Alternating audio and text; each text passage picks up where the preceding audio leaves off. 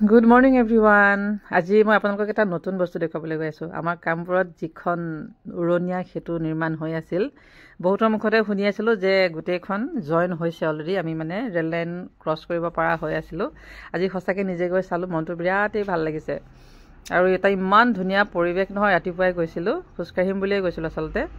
আৰু বিৰাট ভাল লাগিছে। এতিয়া বৰ্তমানলৈকে ইমান ধুনীয়া চফা হৈ আছে, মানে সঁচাকৈ ভাল লাগিছে।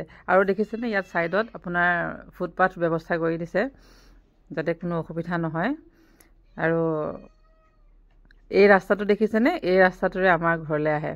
তাৰমানে এইটো ৰাজাগাঁও বৈঠালাংচু বা নগাঁও পথটো। এইটো অভাৰব্ৰিজৰ পৰা মই দেখাই দিছোঁ আপোনালোকক। সেই গছজোপাৰ পৰা অকণমান আগতে আমাৰ ঘৰটো।